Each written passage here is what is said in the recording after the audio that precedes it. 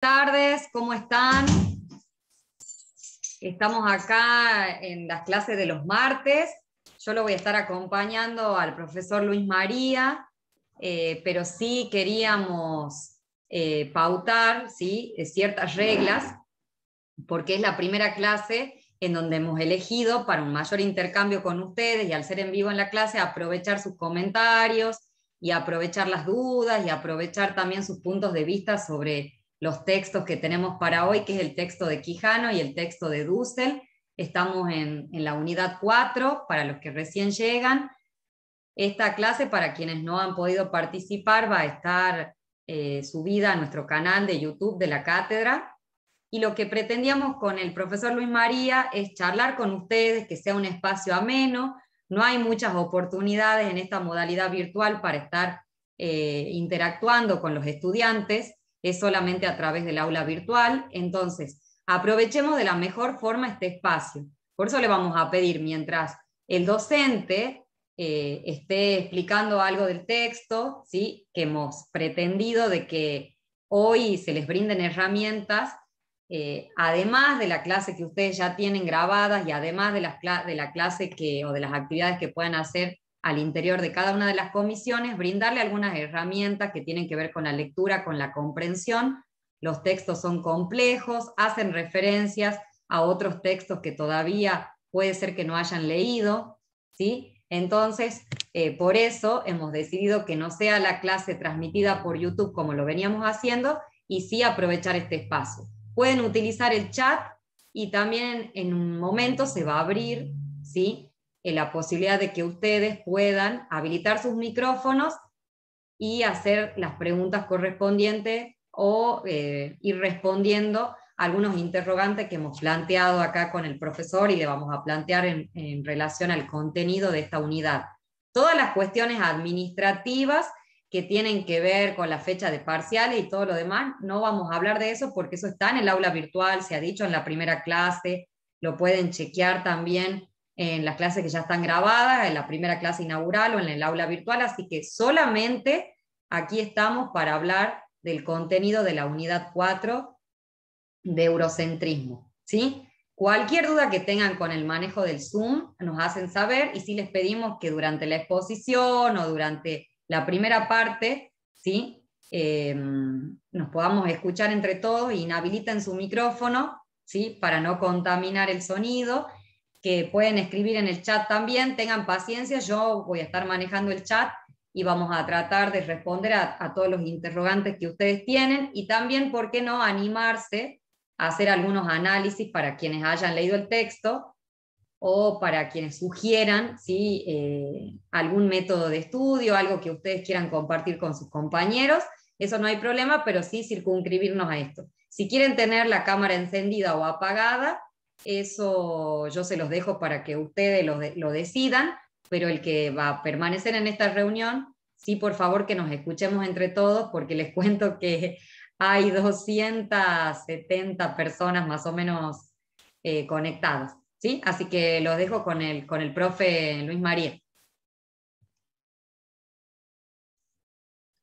¿Qué tal? Buenas tardes. Es un enorme placer tener este encuentro. Lógicamente me gustaría que sea en forma presencial, pero bueno, la idea y esta propuesta de cambio de modalidad, si se quiere, es por ahí tener alguna cuestión más amena, y creo que en ese sentido, más ameno, más cercana, y realmente creo que en ese sentido los textos por ahí lo ameritan. Recientemente, antes de admitirlo a ustedes, teníamos alguna conversación respecto a la dificultad de los textos, y ahí veía cómo Gonzalo Parrellada ya planteaba de inicio si podemos explicar los esquemas de Dussel. Bueno, la idea es que yo les hago una presentación, algunos criterios de lectura que a nosotros nos parecen óptimos, con independencia de la profundización de algunos conceptos, pero que ustedes entiendan dos cuestiones.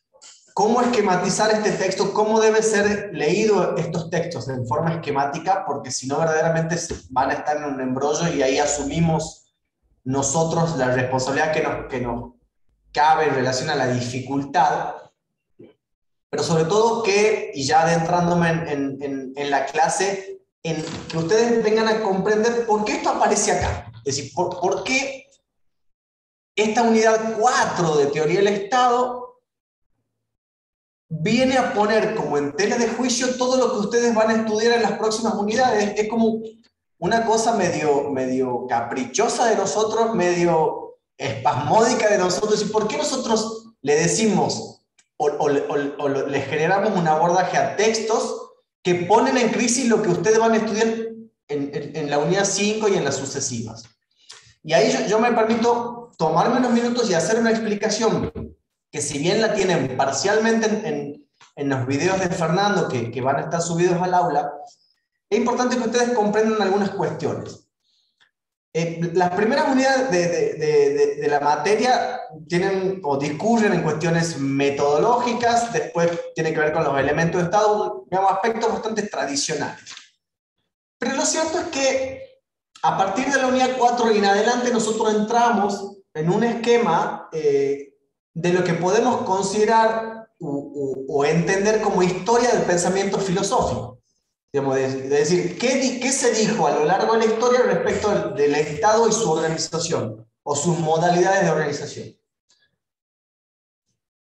En forma previa a eso, nosotros le introducimos estos dos textos que se corresponden con la unidad 4, que, insisto, y perdón lo redundante, van a plantearle que la historia de la filosofía política que estudiaremos está en crisis, o ese diseño está en crisis, y que en realidad lo que nosotros estudiamos es, si uno tuviera cual esquema de primaria, de secundaria, en términos de líneas temporales de esto va desde el siglo tanto hasta el siglo tanto, geográficamente habríamos omitido no solo lugares que algo tienen para decir respecto a la teoría del Estado o la organización del poder, si se quiere, sino también que habríamos omitido momentos de la historia que, en línea conceptual de estos autores de Quijano y Dussel, que la colonialidad del saber ha omitido. ¿Sí? Es decir, y es como bastante loco que nosotros, docentes de teoría del Estado, le estemos planteando eso, pero tiene su razonabilidad, tiene su razón de ser. Y esa razonabilidad y razón de ser tiene que ver con que nosotros vamos a ponderar o vamos a esperar de ustedes una lectura crítica de esa filosofía política de ahora en adelante y en un saber situado, se quiere llamar, que vamos a llamarle siempre occidental, para que nosotros sepamos de qué estamos hablando. ¿Sí? Es decir, la historia de la filosofía política que ustedes van a estudiar, que nosotros les vamos a enseñar, es, en lo que hace a las próximas unidades, netamente occidental. Ahora, ¿occidental de qué? ¿Qué parte de Occidente? Bueno, esos son los debates que va a dar Dussel y son los debates que va a dar Quijano y que ahora vamos a abordar. Ahora, siempre hablamos de eurocentrismo colonial del saber, y la idea es que nosotros empecemos a partir de la clase o a partir de este encuentro a un poco desmembrar conceptualmente qué nos están planteando. Los textos suponen desafíos, permítanme la palabra, bastante jodidos. Y son desafíos bastante jodidos porque suponen respecto a ustedes un determinado conocimiento de algunas cuestiones de historia, de algunas cuestiones geográficas y de algunos debates que la ciencia política moderna, no la que ustedes estudian habitualmente, sino la ciencia política muy moderna, muy contemporánea a nosotros, se está dando, ¿sí? Se viene planteando. De más está decirle que el debate sobre qué es modernidad, que lo vamos a abordar, es un debate que no lleva mucho tiempo, es decir, no es un debate de 300 años, es un debate bastante nuevo, si se quiere. Por nuevo no es que me refiero a 10, 20 años, sino que es un debate muy del siglo XX, si se quiere, muy planteado ahí, muy de posguerra, si se quiere, posguerra de la Segunda Guerra Mundial, y lo que tenemos que tener es como muchas advertencias respecto a qué vamos a plantear, ¿sí? Hay que ser muy cuidadosos. Por eso, de entrada nomás, digamos, si tuviera que ya contestarle a la pregunta de Gonzalo, no me preocupa mucho los esquemas. Desde ya te diría, no te detengas en los esquemas de Dussel. Te ayudan buenísimo, en la medida que te ayudan buenísimo. Ahora es muy probable que también te confundan. ¿Sí? Entonces, avancemos un poco sobre eso. Luis, quiero hacer un aporte pequeño. A mí me sirve todos los años y siempre doy esta sugerencia. Cuando ustedes lean esta unidad, fíjense cuando les hace mención a los elementos históricos, a los momentos históricos que señala el texto, como la Ilustración, la Reforma, el Renacimiento, el descubrimiento de América, ¿sí? La Eso Revolución también lo Francesa. van a ver, ¿sí? Eso también lo van a ver en la unidad del modelo Jus naturalista moderno, y hay un texto de Todorov que les explica la ilustración y los postulados del proyecto ilustrado. Además, en el texto de Maquiavelo les explica de forma muy didáctica el Renacimiento, y en los textos de Ruiz Miguel hay menciones también al fenómeno histórico de la Reforma y lo que ha significado la Reforma protestante, ¿sí? Entonces, creo que una vez que ustedes vean todas las unidades del primer parcial, vuelvan a esta unidad, y creo que va a ser muy ilustrativo, porque todos esos acontecimientos históricos, Quijano y Dussel los da por ciertos, ¿sí? Que ustedes ya lo conocen. O sea, el impacto, lo que ha significado en lo social, en lo económico, en lo político. Entonces, luego de leer todo, vuelvan a leer esta unidad, porque creo que van a tener más elementos. Es más, también menciona la teoría contractualista, ¿sí? Y también la van a ver en las próximas unidades. Eso nada más. Sí, me parece que el aporte pedagógico, sobre todo de Flor, de clave de lectura, está bueno. Es decir, vamos a ponernos de acuerdo en algo. Y ahí, si se quieren, hagamos un pacto. Digamos, como docente les proponemos un pacto. Aborden estos textos críticamente. Y en la medida que les corresponda, o guarde correspondencia con sus niveles de conocimiento. Lean las otras unidades y hagamos el siguiente pacto y vuelvan a estos textos. Porque lo que les aseguramos es que la vuelta a estos textos les va a permitir una comprensión global de la discusión, esencialmente. De la discusión que plantea estos textos, porque lo que estos dos textos plantean es patear el tablero, como quien dice, patear el tablero de lo que ustedes están por abordar. Entonces, lo que les decimos es: sepan cuál es la propuesta, lean críticamente, vuelvan, y les aseguramos que le va a cerrar este círculo, ¿no? Bueno, metámonos en los textos en lo posible, porque hay como cuestiones importantes a clarificar. Si ustedes me permiten la digresión, yo voy a hacer el siguiente juego. Es decir, yo no voy a hablar Quijano, terminar Quijano e irme a Dussel. Lo que voy a hacer es Quijano, Dussel, Quijano. Por una cuestión de fidelidad, si ustedes, les voy a tratar de mencionar, y Flor y Marcos y Martina, ayúdenme cuando no aclare de qué lugar estoy hablando, ¿no? Pero a mí no me importa mucho que ustedes sepan, está hablando de Dussel, está hablando de Quijano, me tiene sin cuidado. Lo que me interesa es comprensión de la problemática, porque Dussel y Quijano están ahí. Hay un diálogo entre ellos, conversan entre ellos en algún punto, ¿sí? No me preocupa que ustedes sepan identificar esto lo propone Quijano, esto lo propone Dussel. No me interesa. Desde mi criterio evaluativo no nos interesa eso, y creo que hablo por todos. Ustedes me dirán después, Marco y Flor, si no, pero perdón, tomo asumo, lo asumo. Bueno, vamos a un punto. Me parece que está bueno empezar a pensar que la propuesta esencialmente de Quijano, o al inicio del texto de Quijano,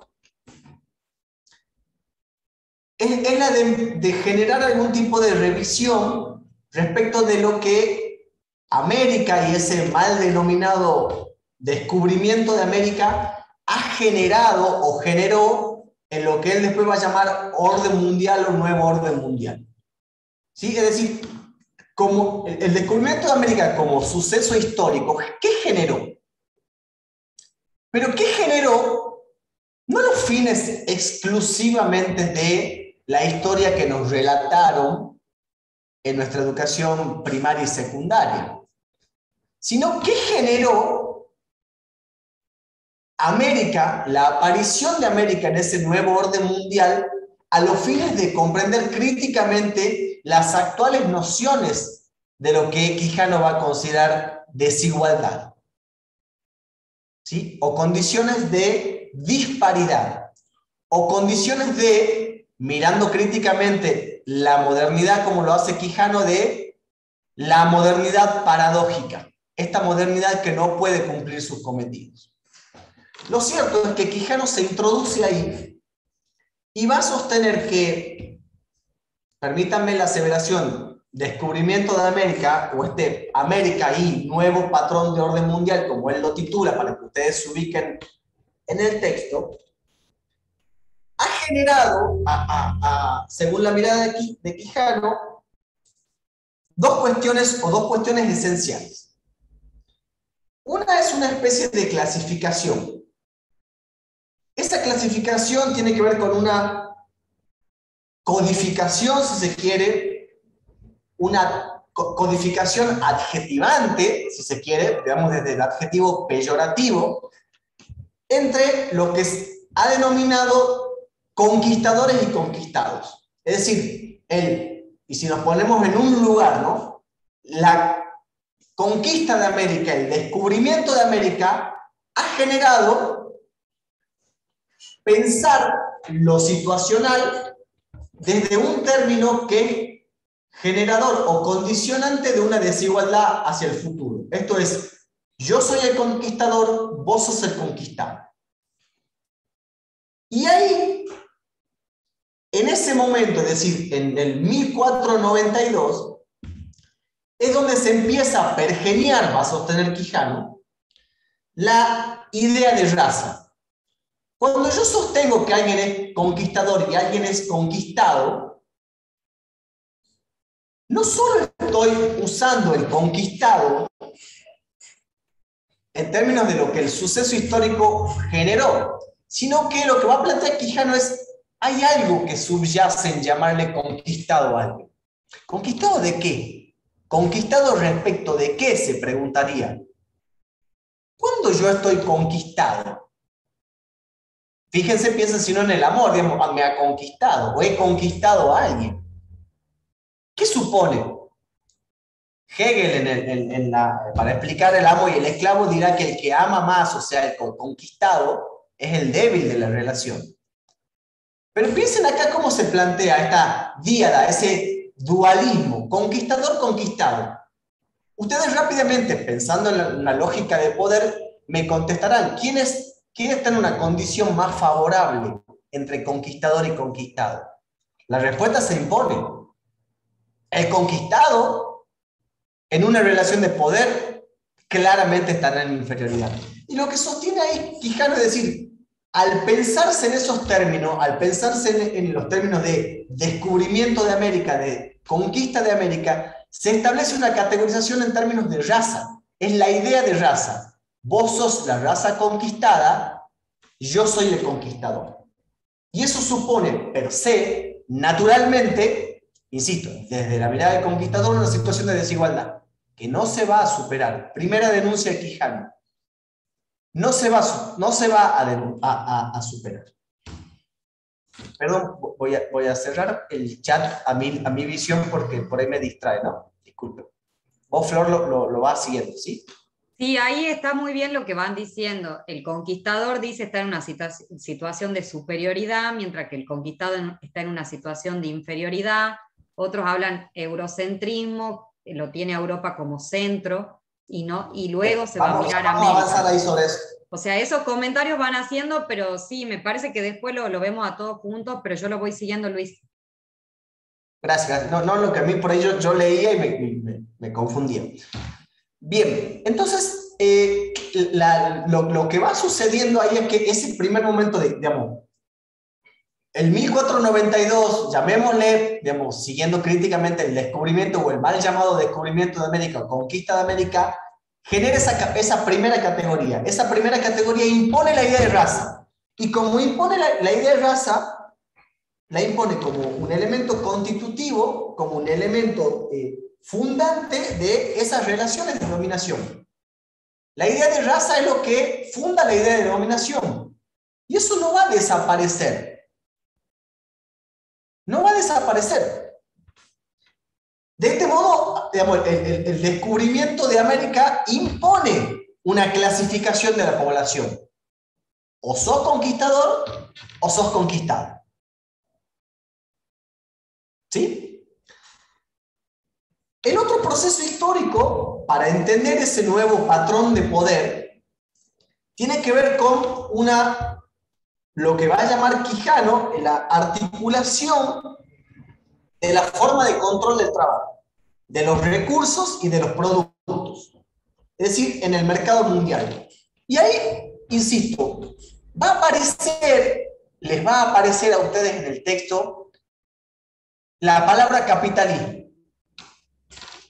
Y fíjense cómo Quijano, de una manera quizás muy hábil desde mi perspectiva y un análisis súper personal, Quijano va a llamar capitalismo a algo que no necesariamente se corresponde históricamente con lo que acaeció post-revoluciones industriales. Porque habitualmente lo que nosotros sabemos, si ustedes cuando han estudiado, bueno, ustedes ya no tienen teoría económica, creo, sí, no, creo que no. Sí, digamos, el capitalismo, ¿cuándo arranca? En este semestre la tienen.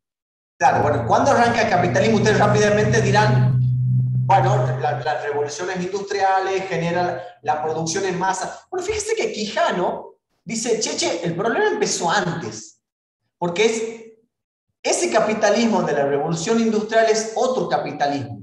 Ahora, la distribución de trabajo, de la relación del sujeto con el medio de producción, si quieren me pongo hasta marxista, empezó mucho antes. ¿Y cuándo empezó? Empezó con la categorización de raza. Entonces, la primera categoría, raza, conquistado, conquistador, se va a corresponder con otra categoría que es la de capitalismo. Capitalismo, no entendido en los términos que habitualmente manejamos, que es todo el proceso de masificación de la producción por revolución industrial, sino de lo estrictamente organizacional. Amo y esclavo, si quieren, pónganle.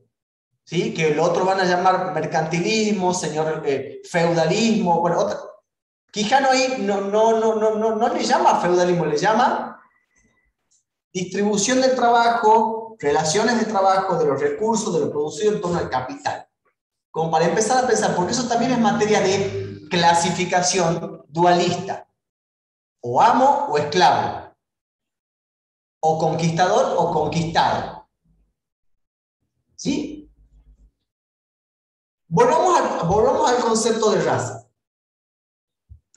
Lo que va a generar, lo que genera este proceso, esencialmente, hablo del proceso es, insisto, nuevo patrón de poder a partir de la conquista de América es conformar relaciones sociales basadas en esa idea. Una determinación de las relaciones de jerarquía. Es el conquistado, ¿sí? Y el rol que va a ocupar en ese orden, en esa clasificación social, si se quiere, el conquistado. El conquistador respecto al conquistado. Indio, analfabeto, y un poco ahí me permito plantearme algo que ustedes después lo van a ver en el aula, que cuando Fernando le sube el video de Quijano, la primera pregunta que se hace el conquistador en América: ¿son humanos? Fíjense qué importante esa pregunta. Llega el conquistador a las Américas y dice, ¿son humanos? Es decir, ese reconocimiento que después en el concepto de Dussel es, ¿qué sos?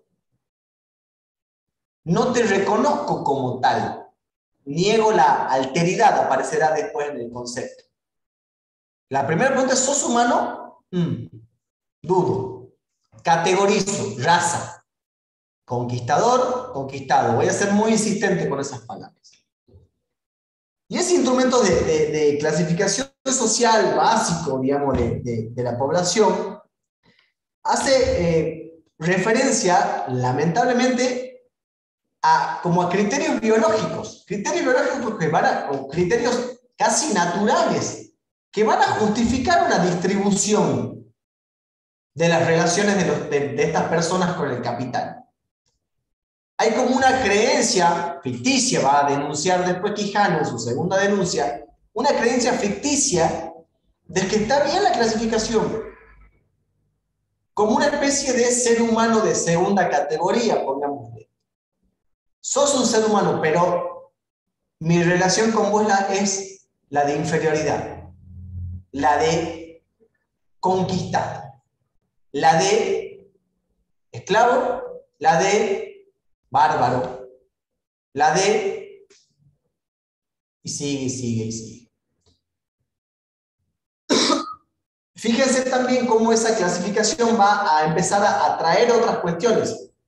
No solo la idea de conquistador, de conquistado, sino también la de indio, la de barbarie, la de no europeo, y finalmente, y la más contundente, es la de no blanco, es decir, blanco versus no blanco. Y esa categorización dual, ¿sí? De lo que sos, lo que soy y lo que no sos, o lo que, ¿sí? O está en un lugar o está en el otro, en términos binarios, si queremos ponerlo, es la que justifica luego esa relación con el trabajo, con el producto, con el mercado. Va a terminar justificando. Entonces, primeramente hay una concepción de raza, y la raza termina justificando la distribución del capital. Distribución que el capital, con el concepto de raza, que va a justificar luego la desigualdad crítica que va a formular Quijano. Ahora bien, ¿cómo se ha construido esa asociación raza-división del trabajo? Si esa división o esa asociación raza-división del trabajo se corresponde con ese criterio dual, europeo, no europeo, blanco, negro, conquistador, conquistado, vamos a terminar de comprender y en un punto empezar a darle la razón, si se quiere, a Quijano, de decir, esto no es una división del trabajo, sino es una división, y ahí le agrega con mucha astucia, una división racial del trabajo, que no es lo mismo. Una cosa es la división del trabajo, otra cosa es que esa división del trabajo esté cimentada, esté asentada, esté estructurada sobre una concepción racial. Porque si está estructurada, cimentada, organizada bajo una concepción racial, y en estos términos, no va a ser otra cosa que generar condiciones de desigualdad, que es el gran reclamo que él le hace al diseño eurocentrista. Es el gran reclamo o la gran pancarta que tiene Quijano. Decirle, ustedes estructuraron esto sobre una división racial del trabajo y como consecuencia de eso cimentaron la desigualdad. Vamos hasta ahí. A modo de repaso de lo que vas diciendo, Luis, me gustaría señalar y voy a utilizar algunas palabras del texto para que ustedes se ubiquen, porque el texto de Quijano, por suerte, tiene subtítulos que le van a permitir a ustedes más o menos ubicarse, pero ya se ha dicho bastante el concepto de raza y está muy bien porque veo que algunos han leído el texto, lo veo en el chat y se van respondiendo entre ustedes, que eso es lo bueno de estos intercambios, ¿sí? Que acá no solamente esté la voz del docente, sino de la forma que ustedes le pueden transmitir al compañero de lo que han interpretado. El concepto de raza, entonces, lo pueden ubicar como un criterio de clasificación social, ¿sí? No solamente tienen que enunciar, sino saber explicar con todo esto que va diciendo Luis, como una justificación en las relaciones de dominación de ese conquistador y ese conquistado, ¿sí? Y el tema del factor de la legitimación. Cuando ustedes vayan más adelante en la materia, también van a ver el tema de la legitimidad de Weber, ya lo han visto en la unidad de legitimidad, pero siempre que aparece la relación de mando-obediencia, tenemos que ver con qué se va a justificar. Bueno, utilizan el concepto de raza para justificar esa relación.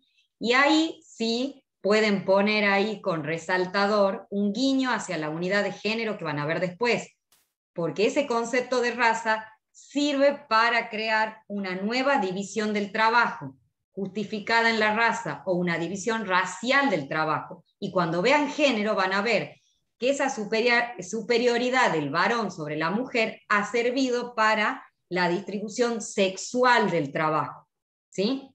Que hasta hoy discutimos las desigualdades estas que hay en la cuestión remunerativa, en por qué las mujeres no llegan a puestos jerárquicos. Bueno, y eso lo podemos trasladar a esta unidad. Ven cómo en esta dualidad que les marcaba Luis, en esta relación, hay alguien que se adjudica la superioridad y que el resto es inferior. Y lo que les decía Luis aparece en el texto cuando dice no existe el otro, o que se discute la humanidad o no del nativo, ¿sí? Se está hablando en Quijano del término de otredad, del otro, de lo peligroso, que también van a ver en la segunda parte con totalitarismo, de eliminar al otro, ¿sí? Y él dice que esta eliminación del otro ha servido para difuminar, para negar, para esconder bajo la alfombra esa mujer oprimida de América, ese negro esclavizado, ese indio explotado, ¿sí? Entonces, todo eso ha servido para negar un otro, que se ha discutido hasta su humanidad, como ha pasado en el nativo. Y también ha servido, en esta relación que hablaba Luis del trabajo, ¿sí? Que ahí les ha dado varios tips de lectura, creo que lo han ido captando. ¿Cuál sería el asalariado, el que merece una remuneración por ese trabajo, y cuál no? Porque si soy esclavo, no soy un asalariado. Entonces, ese inferior se le van adjudicando ciertas características que están salpicadas en el texto. Entonces, lo que podrían hacer es decir, bueno, la raza sirve para justificar esta relación, ¿sí? Esta legitimidad, ¿sí? Acá lo que decían en el chat, esta constitución de una cultura hegemónica, ¿sí? Y vayan adjudicándolo a ustedes qué características le da Quijano a quienes mandan, a los conquistadores, a los europeos, y qué características le va adjudicando a los inferiores, que él hace una discriminación dentro de esos inferiores, porque no es lo mismo decir mestizo, no es lo mismo decir negro, no es lo mismo decir nativo o indígena, ¿sí? Entonces, vayan ustedes poniéndole a cada uno de los miembros de esa relación, ¿sí? Que se ha gestado a partir de la conquista de América, vayan poniéndole características de acuerdo a lo que va diciendo Quijano. Creo que les puede servir esto. Sí, sobre todo retomo esa parte que señala Flor, vinculado a cómo se explica, digamos, desde el comienzo de América, cómo los europeos, en esa clasificación racial, asocian el trabajo no pagado, el trabajo no asalariado, con los rasgos de los dominados. Es decir, es el dominado quien va a estar a cargo del trabajo no pagado, el trabajo no asalariado, pero esencialmente por una cuestión que ellos creen o se han convencido de una naturaleza, de una cuestión biológica, son inferiores. Porque o no son humanos o porque los descubrimos, los conquistamos. Piensen que ya la propia palabra conquistados es reveladora de una mirada de inferioridad, ¿sí? De lo no humano, si se quiere. Entonces está bueno pensar eso, cómo eso es esa categorización munida del diseño capitalista. Vuelvo a repetir, vuelvo a hacer la advertencia, no capitalista, no piensen en revolución, piensen ya en los momentos anteriores, ¿no? De distribución de la relación, amo, esclavo, señor feudal, vasallo, todo entra ahí. Quijano lo mete como una gran bolsa de papas, ¿no? Y ya desde ahí está, desde ahí aparece. Soy dueño de tu mercancía, soy dueño de tu oro, me lo llevo a Europa, te llevo a Europa a exhibirte. Bueno, todo eso aparece ahí. Y lo interesante ahí es que como ese control del trabajo a través de la distribución racial es la que va a generar una distribución geográfica necesariamente. Lo que va a plantear ahí Quijano es esa distribución racial asociada a la distribución del trabajo genera indefectiblemente una distribución geográfica. Por distribución geográfica va a decir cómo a partir de estos o de este episodio Europa se va constituyendo a sí mismo en centro. ¿En centro de qué? Capital. En centro de capitalismo esencialmente. ¿Sí? Cómo eso va generando las precondiciones de la desigualdad que después le van a denunciar a la mal llamada modernidad, dirá Dussel. Y la idea es que me empiezo ahora a meter un poquito en Dussel, abandonemos un poco Quijano. Quijano es el concepto de raza, el concepto de capital, la asociación que hace, y ahí es donde Quijano ya hacia el final de su texto se empieza a meter como en Dussel, empieza a dialogar con Dussel desde mi mirada. Sobre todo, si ustedes quieren anotarlo, no hay problema, digamos, cuando ya Quijano empieza a hablar de la modernidad y la racionalidad, de cuando Quijano empieza a hablar de eurocentrismo y modernidad. Yo, si usted me permite la digresión, yo ahí como pararía la pelota, pararía un poquitito y diría, bueno, a ver, para, ¿qué tiene Dussel a decir sobre eso? Porque a mí la sensación que yo tengo, o la mirada que yo tengo es que ya esencialmente en esos títulos Quijano te habla como si ya hubieras leído Dussel. ¿Sí? Entonces quizás si uno tuviera que proponerles un orden de lectura a ustedes, yo les diría, lean Dussel y después Quijano, o lean Quijano hasta el título Eurocentrismo y modernidad, lean Dussel y si quieren vuelvan. No sé si les estoy proponiendo una ensalada espantosa, perdónenme, pero la intención es darle como una clave de lectura a los fines de la comprensión, porque Quijano hace jugar mucho el concepto de modernidad, que lo trae de Dussel, lo trae, conversa con ese concepto, no porque lo sea impropio, sino porque desde mi perspectiva hasta lo resignifica. ¿Sí? Vamos a Dussel. Les propongo ir a Dussel un segundo, unos minutitos.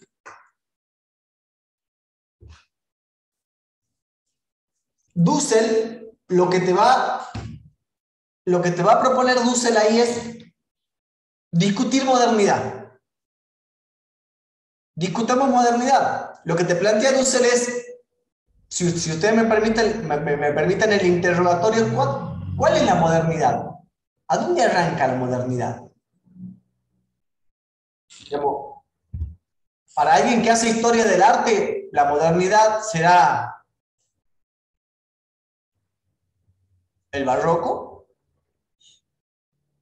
Bueno, lo que hacemos, o lo que estudiamos mejor, porque no me creo con tal tupé de decir que hago filosofía política, pero lo que estudiamos la filosofía política, estamos absolutamente chipeados y tenemos acá un tatuaje respecto al cual siempre hemos entendido que la modernidad en términos de la filosofía política tenía más que ver con un episodio muy puntual o con un siglo muy puntual. Es decir, para nosotros la modernidad en términos de filosofía política, el hecho histórico relevante siempre fue la Revolución Francesa. Siempre lo fue. Y esa discusión de la modernidad, ¿qué es la modernidad que plantea Dussel? Él decide abordarla desde dos lugares. Lo que te va a decir, la denuncia que te va a hacer Dussel es el eurocentrismo, la colonialidad del saber, se ha adjudicado para sí el comienzo de la modernidad. Europa se ha adjudicado para sí el comienzo de la modernidad identificándolo no solo con un acontecimiento histórico como lo es la Revolución Francesa, sino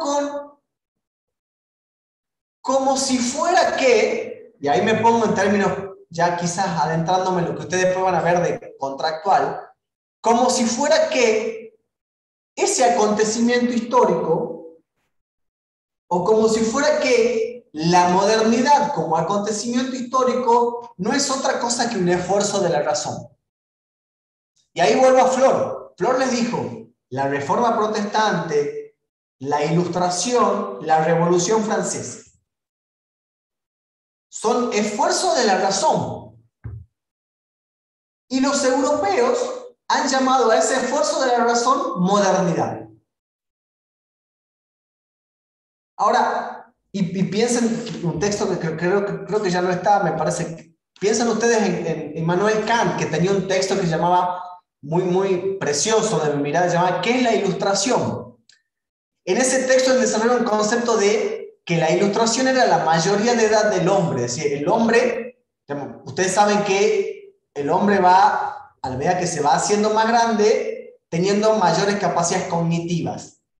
Y a esta mayoría de edad del hombre le llaman su máximo esplendor de capacidad cognitiva, es decir, el ser racional.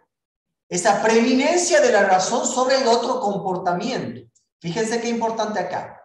Porque si la modernidad es la primacía de la razón, va a suponer que en todo aquel esquema de poder donde no prime la razón, hay una categorización de inferioridad. Lo no racional. Yo estoy en condiciones de decirte, esto no es racional, esto es bárbaro, esto es no civilizado. O en términos de lo que ha generado el mal llamado descubrimiento de América, conquistador, conquistado. Vos sos el no racional, vos sos el bárbaro, vos sos el no civilizado, vos sos, y ahí me pongo en Dussel, la periferia de esto. Entonces dice, la modernidad puede entenderse desde ese lugar. Revolución Francesa, Ilustración, Reforma Protestante y todo lo que ese proceso ha generado. Pero ese es un proceso que solo se explica o es explicado por ellos. Por ellos.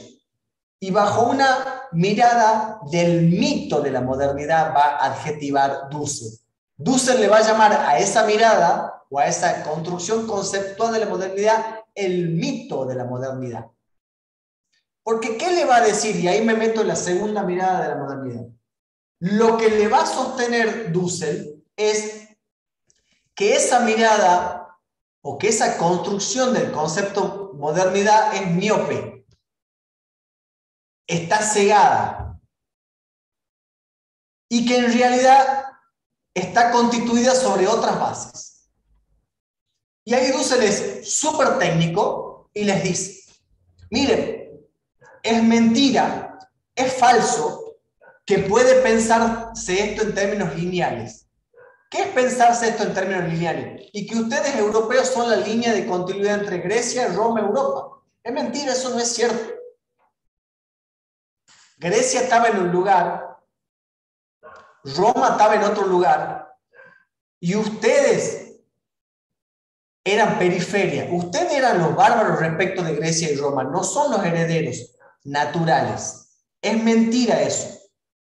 Ustedes para hacer esa construcción, cayeron en un anacronismo en términos temporales, es decir, no siguieron la línea del tiempo porque omitieron a la Edad Media, sino que también no solo omitieron a la Edad Media, sino que también omitieron criterios geográficos que explican que ustedes no sean los continuadores de la tradición helena, del diseño de organización del poder romano. Es mentira. Aristóteles no se tradujo primero en Europa, mentira. Y ustedes, mal llamados o modernos, creen que son los continuadores. Eso no es cierto, eso es un mito, les va a decir Dussel en ese aspecto. Entonces,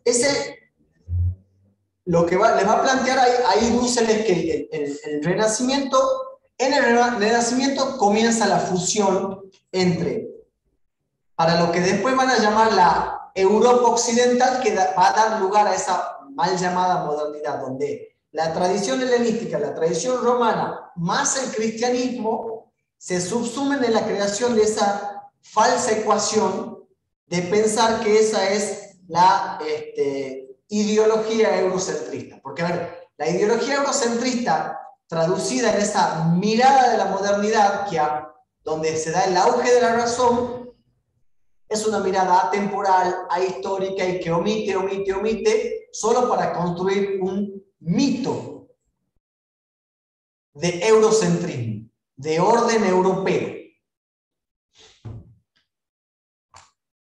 Ahora bien,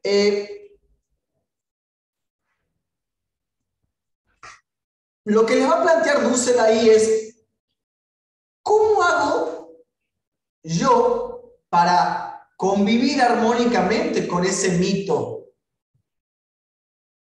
del eurocentrismo o ese mito de la modernidad, si se quiere? Porque lo que hace el mito de la modernidad es muy hábil. Es muy hábil en términos de la imposición de la razón, la imposición de esto es centro, esto es periferia. Todo lo que está afuera, ¿qué es? En términos de la clasificación, si quiere, de raza que usa Quijano. Y ahí empiezo a convivir ahora con Quijano, ¿no? Lo que va a hacer esa construcción de la modernidad que Dussel critica es denominado etnocentrismo europeo, es pretender sostener que eso es la universalidad, que ese es el nuevo patrón de orden mundial y que todo lo que esté afuera es, vuelvo a la categorización, no humano, no racional, barbarie y construir todo en términos de días, ¿no? Piensen ustedes que todo lo que no entra en esa construcción racional de la modernidad, en esa construcción del etnocentrismo europeo, va a ser explicado en términos de díadas. Lo que no es. Miren qué importante eso, lo que no es. Y ahí miren cómo se reflota lo que Flor le dijo. El reconocimiento del otro, la alteridad o la otredad, que no son sinónimos, ¿no? Pero podemos usarlos acá con algunas salvedades. Y ahí lo que se hace es la construcción de la Europa occidental, ¿sí? Es la Europa occidental versus todo lo que ocurre en Oriente. Miren esos bárbaros. Miren esos bárbaros cómo se organizan. Miren esos bárbaros cómo diseñan su organización de poder. No es casualidad que nosotros no estudiemos en esto de la colonialidad del saber el diseño oriental del poder. ¿Nosotros qué estudiamos? El diseño occidental del poder, el etnocentrismo, la colonialidad del saber eurocentrista. La categoría primitivo civilizado. La categoría mágico, mítico, científico. Esa es una categoría muy propia del producido de la Revolución Francesa. Secularización de la organización del poder. Che, pero allá la sucesión del poder es mítica. Son bárbaros. Esos que diseñan el traslado del poder en base a... Son bárbaros. En base a criterios religiosos son bárbaros. Son no civilizados, son no humanos. Son esencialmente irracionales. ¿Sí? Todo va a funcionar desde esa mirada. Y un poco yo ahí, si me permito, no quiero por ahí compartirles pantallas, me parece que... Pero sí pueden, tomen nota de esto. Hay una denuncia que hace Dussel, desde mi perspectiva, quizá la más interesante, que es la de denunciar 7 puntos que esencialmente describen a esa modernidad de núcleo racional. Cuando hablo de modernidad de núcleo racional, hablo de la construcción de la modernidad desde el criterio eurocentrista, ¿no? Y va a decir, fíjense qué interesante lo que va a plantear acá Dussel, porque lo que les va a decir es esa racionalidad o esa modernidad bajo el núcleo racional puede describirse así.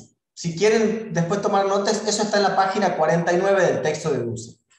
Dice, les pido recojan lo que venimos diciendo para escuchar atentamente. La civilización moderna se autocomprende como la más desarrollada. Pausa. Se cree a sí misma la más desarrollada. Esa es la mirada crítica de lo que está afuera. Yo soy lo más desarrollado, yo soy centro, vos que sos periferia, no sos lo desarrollado. Superior. Segundo, la superioridad obliga a desarrollar a los más primitivos, rudos, bárbaros. Yo soy tan superior, soy el más desarrollado que me veo en la obligación de desarrollarte a vos primitivo, de que vos dejes de ser un bárbaro, que vos dejes de ser un irracional. ¿Qué es eso? Eso no es otra cosa que la imposición de un diseño. Como yo te considero irracional, como yo te considero bárbaro, me veo en la obligación de imponerte mi diseño occidental. Fíjense lo que les pasó, o lo que le pasó a Estados Unidos cada vez que quiso imponer su diseño occidental, ¿no? Digo, como para poner alguna referencia situacional del 2020 o de la década del 70, si se quiere, si pensamos en Vietnam, por pensar de alguna forma, ¿no? Y la tercera que sugiere Dussel es: el camino de dicho proceso educativo de desarrollo debe ser el seguido por Europa, es decir, un desarrollo lineal. La falacia desarrollista. Cuarto, fíjense cómo se justifica acá. ¿Cómo se justifica ese diseño de modernidad bajo el concepto eurocentrista? Como el bárbaro se opone al proceso civilizador, la praxis moderna debe ejercer, en último caso, la violencia si fuera necesaria, para destruir los obstáculos de la tal modernización. La guerra colonial. ¿Quieren pensar crítica a la campaña del desierto en la Argentina? Bueno, ahí tienen un ejemplo. ¿Cuál era el esquema de campaña, pongámosle así, haciéndole algún anacronismo? Civilización o barbarie. Esos son los términos, ¿no?, en los cuales se construye. Te vengo a imponer mi modelo de civilización.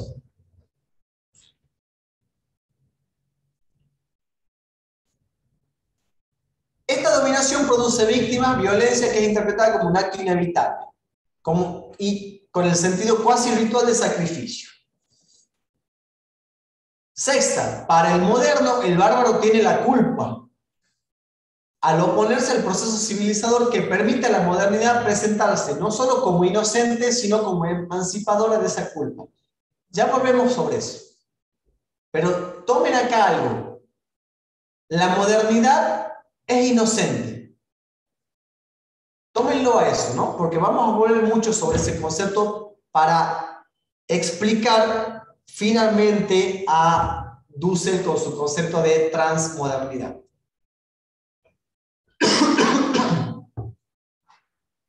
Por último, dice Dussel, y por el carácter civilizatorio de la modernidad, se interpretan como inevitables los sufrimientos o sacrificios, los costos de la modernización de los otros pueblos atrasados, inmaduros, de las otras razas esclavizables, del otro sexo por débil, etc. Bien, esos 7 tips, si uno tuviera que ponerle, que explican la concepción eurocentrista de la colonialidad del saber, o de esa modernidad centro bajo el diseño eurocentrista, nos permite ahora a nosotros pensar pensar cuál es la propuesta que formula ahí, no solo Quijano, sino Dussel para salir de esto.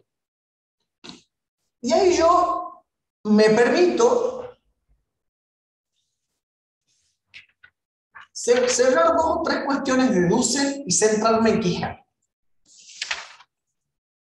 No porque Quijano deseche Dussel, sino porque me parece que la explicación de Quijano es mucho más potable que la que ustedes tienen en el texto, ¿no? que la que realiza Dussel en su texto. Lo que va a sostener Dussel es que una vez admitido esos criterios identificatorios de esa falsa modernidad o esa modernidad eurocéntrica, lo importante es empezar a pensar a esa modernidad desde otro lugar. Lo que va a decir Dussel ahí es que hay que negar, y esto es una afirmación muy importante, hay que empezar a negar la inocencia de esa modernidad. Esa modernidad no es inocente. Por el contrario, ese diseño de modernidad es un diseño que cimienta, y ahí le empiezo a guiñar el ojo a Quijano, va a cimentar desigualdad, porque está basada en criterios de raza asociados a capital. Y hay que empezar a considerar que cuando nosotros desmitificamos a esa no inocente modernidad, vamos a empezar a reconocer al otro. Y eso es un aspecto positivo y necesario para romper con ese orden mundial o ese orden o ese patrón de poder generador de desigualdad.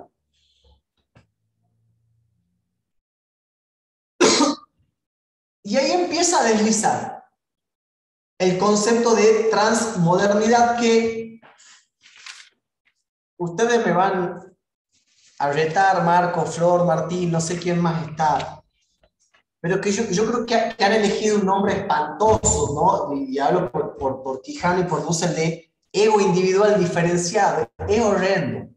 Realmente me parece horrendo el nombre, ¿no? Olvídense de eso, les digo, y llamémosle transmodernidad, porque me parece además que el trans, además de ser como muy propio a nuestra época, ¿no? De pensar qué es lo trans, ¿no? Esto de transmodernidad nos va a ayudar a entender mejor cuál es la propuesta de Dussel y también la propuesta que recoge Quijano y que la explica desde otro lugar. Probablemente, Martín, no sabían de marketing, seguramente. Pero bueno, Acá es quiero como decir poco algo. marketingero llamarle ego individual diferenciado, un montón. ¿Sí, Flor? Sí, comparto lo mismo, pero para darte unos minutos que tomes agua, mate, no sé, el profesor Ganami está jugando en el chat. O sea, le voy a tirar la oreja. Están todos muy serios y se pone a jugar. Bueno, no, lo que quería decirles, los voy a malcriar solo porque el texto es bien complejo. Me gusta lo que ha propuesto el profesor Ousset cuando habla de que se lo puede leer al texto de Quijano hasta la parte de modernidad, quizás hasta el título de la cuestión de la modernidad, y ahí van a Dussel. Porque lo que le va a aportar los dos textos, y es difícil de aprender el concepto de transmodernidad, ¿sí? Por un lado lo van a ver en Quijano, cuando habla en la página 215 y 216, y en Dussel, en la página 50 y 51, vean cuando habla del mito, porque todo esto que hablábamos de la alteridad o de la otredad, porque creo que los dice de forma indistinta, justamente el concepto de transmodernidad viene a superar esta negación del otro, ¿sí? Porque hay un proceso de liberación de ese otro que la cultura europea había negado. Y por un lado, vean bien los dos conceptos de modernidad que me parece que están bastante fáciles para que lo puedan ver en el texto de Quijano, Sí, eso cuando está habla como bastante de los claro. dos conceptos que Luis María le estaba hablando de eso, el profesor Luis María, ¿sí? Con esta concepción de periféricos o no, ¿sí? Cuando habla del concepto de modernidad visto desde un concepto mundial, ¿sí? que ahí les muestra el impacto que tiene la aparición de la conquista de América en el 1492. Pensemos esto, el sentido les va a decir material. Pensemos si hoy nos dicen que hay vida en otros lugares, cómo nuestra concepción del mundo va a cambiar. Y eso les dice, ¿sí? Cuando habla del concepto, teniendo en cuenta lo mundial, que les dice ahí Quijano, ¿sí? Y me parece interesante que puedan ver estas dos concepciones de modernidad, ¿sí? Que la tengan muy clarita, y después vean el concepto de transmodernidad, como les decía, en la página 215 y 216 de Quijano, y en las 50 y 51 de Dussel, porque ese concepto que les propone va a superar esta idea de esa alteridad negada. Creo que de ahí se pueden agarrar, ¿sí? Lo que decíamos al inicio, de ver todas las características que se le atribuyen a ese inferior, a ese otro, ¿sí? A ese conquistado, y todas las características que tiene el sujeto que está del lado de la relación de lo superior, del conquistador, ¿sí? El mito este, que ha mencionado Luis María, me parece clave para explicar el concepto de transmodernidad que está en el texto de Dussel, y no se preocupen por el tema de los esquemitas, esos que aparecen, porque en realidad son ilustrativos. Ustedes pueden prescindir de esos esquemas para comprender el texto. Creo que en Luis María les ha mostrado los conceptos clave, el concepto de raza, cómo juega con la idea de capitalismo y lo que hemos hablado con el guiño entre la distribución racial del trabajo y la distribución sexual del trabajo, los dos conceptos de modernidad y cómo se supera, ¿sí?, esta concepción eurocéntrica con el concepto de transmodernidad, que les digo, no es fácil, ¿sí?, de aprender este concepto. Es más, hay otros autores que también lo critican al concepto de transmodernidad, ¿sí?, porque es infinito todo lo que hace al eurocentrismo, ¿sí? Boaventura Sousa Santos, si alguna vez quieren profundizar, también va a criticar porque le encuentra algunas lagunas, y otros autores también. Pero pensemos que Quijano y Dussel son latinoamericanos, y desde su posición latinoamericana es que critican esta concepción de la modernidad. Y ojo, cuando vean Maquiavelo o cuando vean el texto del modelo y un naturalista moderno, todo el tiempo a ustedes les va a hacer ruido, y por eso se lo ha traído, y lo que hablaba Luis María, por qué introducimos una bolilla que habla del eurocentrismo, ¿sí? Para que a ustedes las teorías clásicas de la política, de la filosofía política, comiencen a cuestionarla, ¿sí? A través de esta idea eurocéntrica, ¿sí? A través de los autores que vamos a estudiar más adelante, ¿sí? Por eso hemos introducido esto. Pero bueno, eso nada más les quería señalar, y creo que ya vamos a tener que ir cerrando. Avanzo unos minutitos más, ya concluimos. Formulada la denuncia de Dussel, lo que a mí me importa es plantearle, porque a ver, digamos, es muy ávido tanto Quijano como Dussel en términos de denuncia. Ahora, ellos proponen cómo salir, o están proponiendo salir en una especie de, digamos, lo que van a plantear tanto Dussel como Quijano es qué disputa damos ante esto. ¿Cuál es la disputa que nosotros tenemos que plantear? Y la primera disputa, que digamos la primera gran conclusión en miras a construir esa transmodernidad que dice Dussel es: asumamos algo. Luego de esa descripción que yo hice, asumamos algo, nos hagamos cargo de algo. Que la modernidad, ese primer concepto de modernidad, no es inocente. Que como no es inocente, es mítica. Que como no es inocente, es mítica, responde solo a un criterio eurocentrista de colonial de saber. Y lo que dice, esa modernidad o ese diseño de modernidad es mentira que empezó solo por un criterio de la auspiciosidad de la razón. Es mentira, no empezó ahí. Empezó mucho más atrás, compadre, digamos. Y empezó, ¿cuándo? En 1492, donde se constituye una creación de lo que Quijano va a llamar epísteme del siglo XV. Ese epísteme del siglo XV es colonialidad. Ese epísteme del siglo XV es constituir las relaciones en términos dualistas. Raza, capital, crítica de la modernidad. Esa modernidad arrancó ahí. La modernidad tal y cual la conocemos, digamos, es como decir, poco tuvo que ver, poco me interesa la Revolución Francesa, poco me interesa la auspiciosidad de la razón, no me interesa, me interesa mucho más cómo vos, cómo el eurocentrismo y cómo la colonialidad del saber, a partir de ese episodio histórico que es 1492, se constituyó como una epísteme, como una propuesta, como una ciencia de la dominación, ciencia del poder, ciencia de esa construcción de poder. Y reconozcamos que ese diseño no es inocente. Ahora, ¿cómo salimos? Va a ser el planteo tanto de Quijano como Dussel. La única forma de salir es reconocer. Es reconocer que todo fue constituido en términos duales. Y como es constituido en términos duales, yo debo pensar mi subjetividad.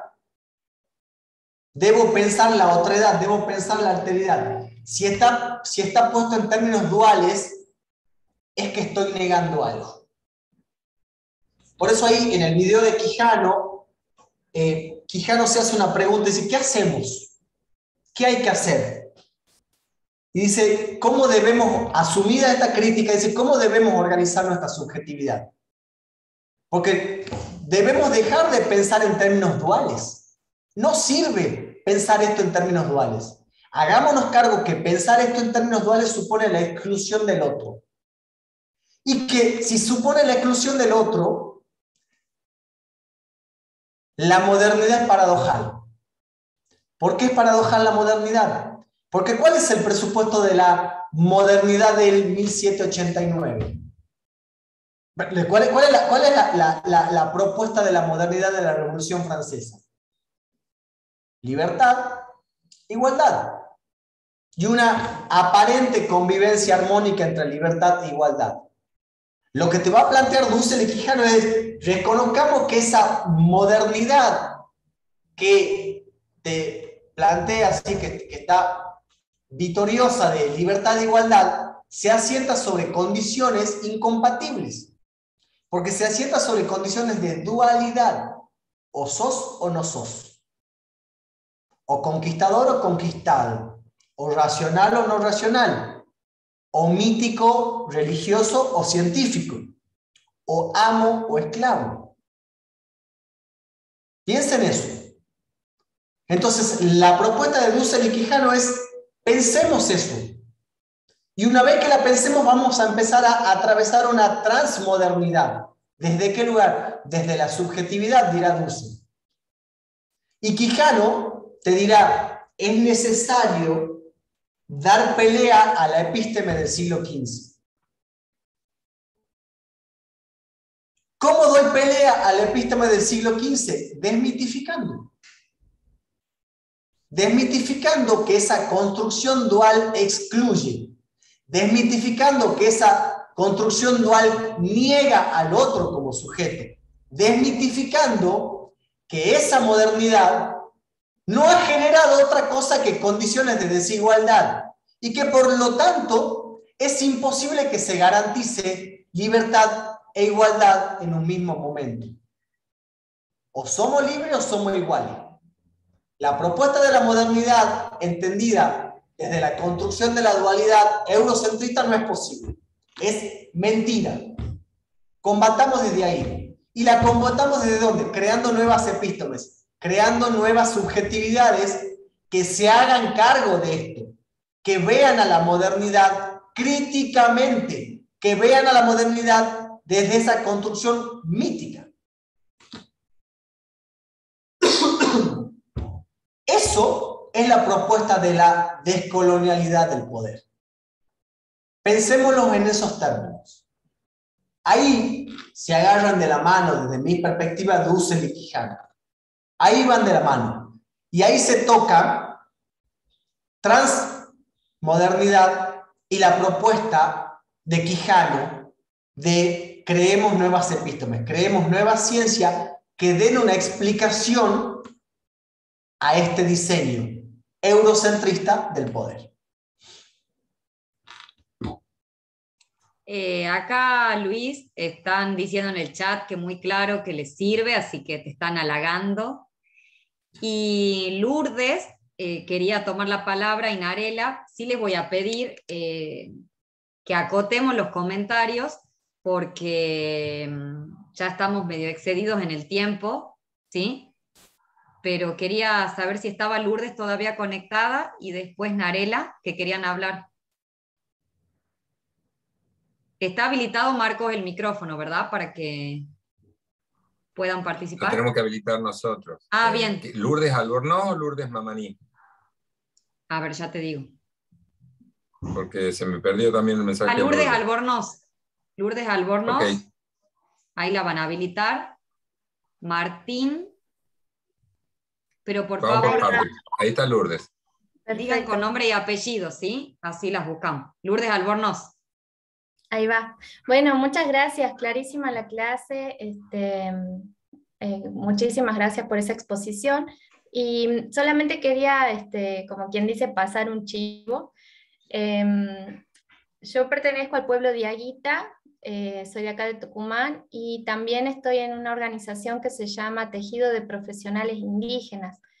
Y quería comentar que en este momento le estamos pidiendo al Estado argentino que incluya en el Censo Nacional de Población, que se va a hacer ahora el año que viene, 2022, las lenguas indígenas, ¿no? Porque pensamos que esta colonialidad del poder que se ha ejercido y de la cual nuestro Estado es heredero, también se hace visible en esta conformación del Estado al día de hoy, en las políticas públicas, cómo se aplican, y que es muy importante esto que decía el profesor, de visibilizar y de no pensar en términos binarios, ¿no? Se puede ser indígena y se puede ser argentino, y exigir los derechos como parte de un Estado, porque formamos parte también como ciudadanos y al mismo tiempo como miembros de un pueblo originario.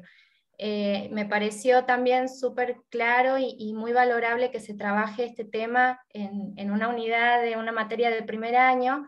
Por ahí cuando estudiaba historia, por ejemplo, había como mucha reivindicación de la etapa de Sarmiento, de la etapa de Mitre, hablando de esto de la civilización, y la verdad que ahora me quedo como mucho más tranquila y contenta de que se miren también estas otras formas de entender el mundo y de entender el conocimiento. Así que solamente era agradecerles.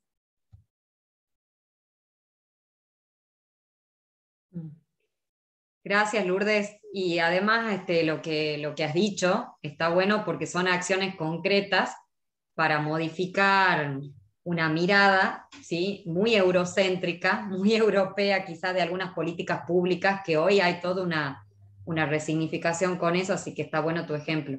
Narela, también Marcos quería hablar. Ya está habilitado, Flor. Sí. Ya está habilitada, Narela. Bueno, gracias por permitirme hablar y también agradecerle al profesor por la clase.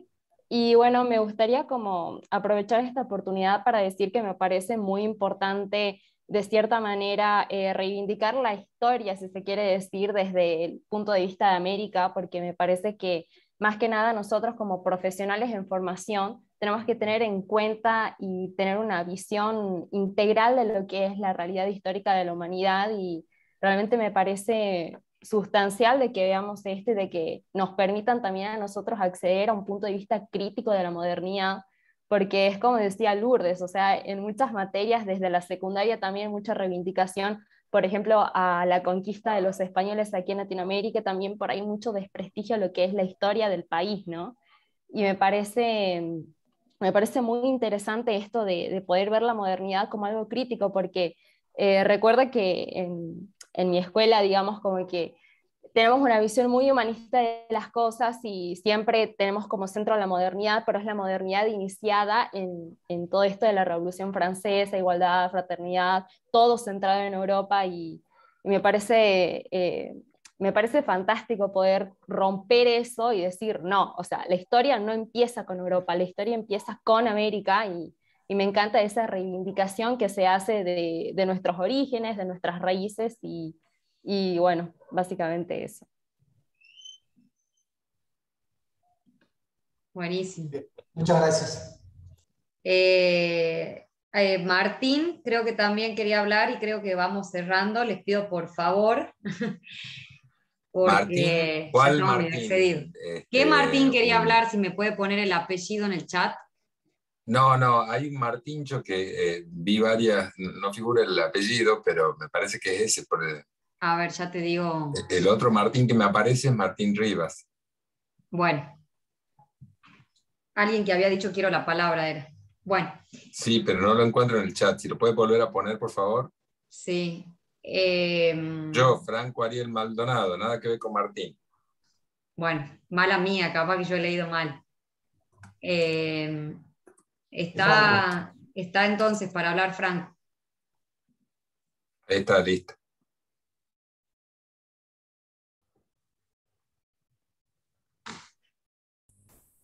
Ahí está. Franco, ¿estás?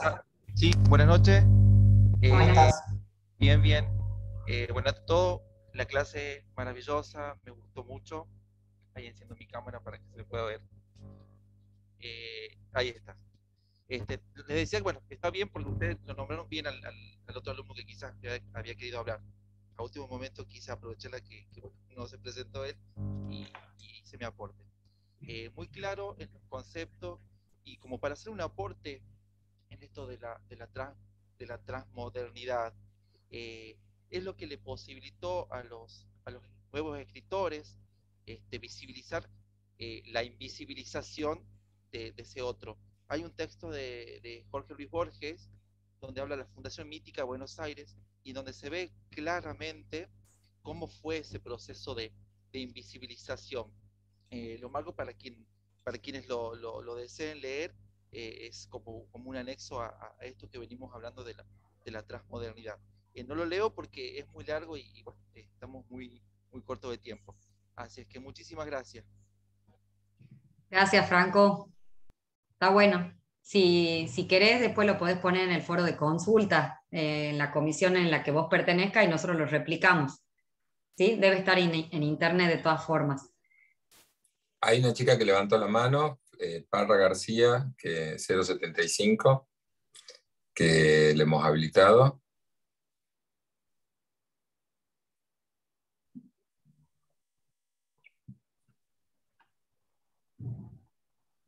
Se le fue la mano. Ok, listo, Bueno. está bien, no hay problema. Luis, no sé si ya querés agregar algo, querés para que vamos cerrando, como vos quieras. No, les reitero, creo que son textos que requieren más de una lectura, eso sí, lo soy absolutamente franco, que por ahí esa clave a ver, tiene que centrarse en raza, capitalismo, modernidad, ¿no? No pueden salirse de eso. Son claves de lectura que van a ser muy importantes. Dussel es muy importante para entender desde dónde se parte, ¿no? Me parece muy importante. Y la otra es el video de Quijano. Realmente, chicos, que les vamos a subir, está buenísimo. Tiene un punto así como muy emocionante. No sé si estoy medio... Pero está muy bueno el video de Quijano. Los últimos 10 minutos realmente son bastante interesantes porque me parece que la riqueza de la denuncia está en la propuesta. Esa es mi perspectiva, ¿no? Y la propuesta de Quijano a mí me parece fantástica. Me parece que está muy buena, porque si nos quedamos en denuncia, patina sobre lo mismo, digamos. Está buena la denuncia, nos sirve un montón, pero la propuesta me parece que es la que nos enriquece, ¿no? Eso. Muchas gracias y un placer. No sé si me toca despedir. Bueno, aprovechen, chicos, todo el material, ¿sí? Van a tener esta clase, está el PowerPoint, que está la clase también grabada del profesor Fernando Ganami, está la guía de lectura que vamos a subir, ¿sí? La intención de esta clase y por qué no le ponemos las clases grabadas previamente era porque pretendemos que ustedes lean el texto y no vengan con una lectura predeterminada, ¿sí?